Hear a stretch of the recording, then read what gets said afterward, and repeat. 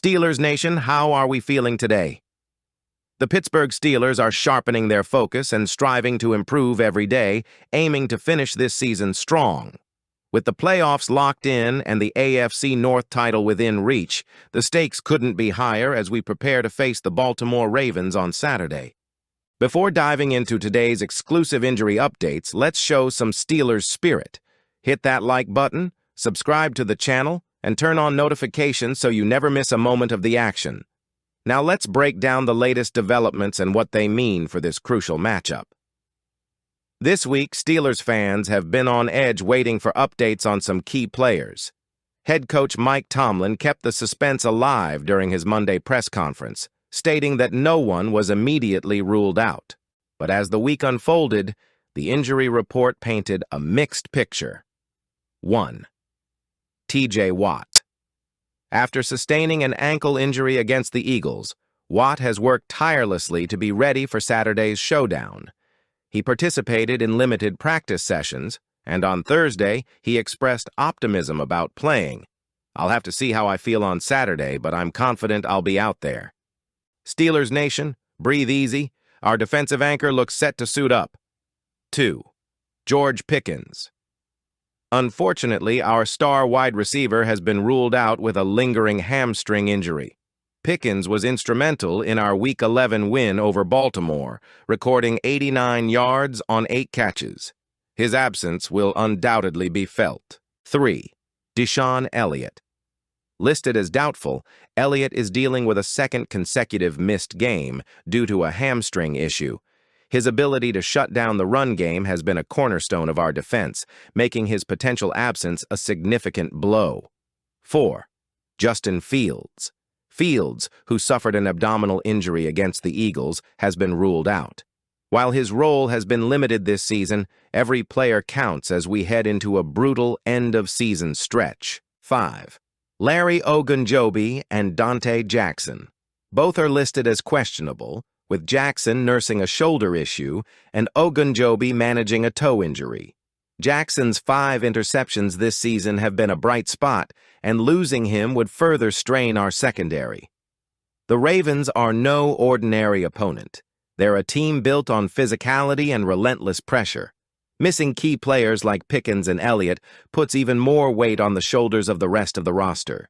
Russell Wilson has shown he can distribute the ball, but Pickens' ability to stretch the field opens up the offense in ways few others can replicate. Without him, the Steelers must rely on their depth at receiver and find creative ways to move the ball. The Ravens' run game, led by Lamar Jackson, thrives on exploiting defensive lapses. Elliott's potential absence makes containing Jackson even more challenging, putting the spotlight on players like Alex Highsmith and Minkah Fitzpatrick to step up. Steelers fans, how confident are you in our depth stepping up this Saturday? Drop your thoughts in the comments below. The timing of these injuries couldn't be worse. After Saturday's clash with the Ravens, the Steelers faced the Kansas City Chiefs just 4 days later. It's a grueling stretch for a team that's already clinched a playoff berth but is fighting to secure home field advantage. Tomlin has a delicate balancing act. Push the team hard enough to win now or prioritize player health for the playoffs? AFC North title at stake, a win Saturday secures the division crown. A loss could put the title in jeopardy, with the Ravens closing in. Steelers Nation, what do you think? Should the team risk playing banged-up stars, or is it better to play the long game and focus on postseason success? Let us know in the comments. Offensive coordinator Arthur Smith has faced criticism despite the team's overall improvement this season. The rushing attack, led by Najee Harris and Jaylen Warren, has been inconsistent, ranking 29th in yards per carry, 3.9. Smith defended the unit during a recent press conference. "We're near the top of the league in rushing attempts, and while the efficiency hasn't been perfect, the progress is there. This group is finding its rhythm." Najee Harris and Jaylen Warren. Both backs struggled against the Eagles, but will need to bounce back against the Ravens' tough front seven. With Pickens out, the pressure is on the ground game to carry the offense. The question remains, can the Steelers find the balance needed to dominate on the ground? Russell Wilson's path to the Steel City has been nothing short of a redemption story. After a rocky 2-year stint with the Denver Broncos that left fans and analysts questioning if he could still play at an elite level, Wilson has found new life in Pittsburgh. Since taking over as the starting quarterback in Week 7, Wilson has been a game changer. The numbers don't lie. Record: 6-2 as a starter. Completion percentage: 64.7%. Passing yards: 1912. Touchdowns: 13, with just 3 interceptions. With the Steelers sitting at 10-4, first in the AFC North and already clinching a playoff spot, Wilson has proven that he's still got it. But the question on everyone's mind is, will he stay in Pittsburgh beyond this season? During a recent episode of HBO's Hard Knocks, cameras followed Wilson at the opening of a new Why Not You Foundation location in Pittsburgh, which he runs alongside his wife, singer-songwriter Ciara. At the event, a fan asked Wilson directly if he'd re-sign with the Steelers. His response? Hopefully. I love it here. It's cool. Hope we can win a Super Bowl. That's exactly the kind of answer that gets Steelers fans excited. Wilson has embraced Pittsburgh, and it seems like he's fully committed to the team's success. But it's not just about what Wilson wants. It's also about what the Steelers organization decides. Russell Wilson's performance has undoubtedly increased his market value. According to SpotTrack, Wilson's projected worth is a 2-year deal at $40, $2 annually, ranking him 14th among NFL quarterbacks. The Steelers have some financial flexibility, with $56.65 matters in projected cap space for 2025, but there are a few options to consider. This would solidify the quarterback position for the next couple of seasons. Wilson has already proven he can lead this team to success, and continuity at QB is key for long-term success. Use the franchise tag.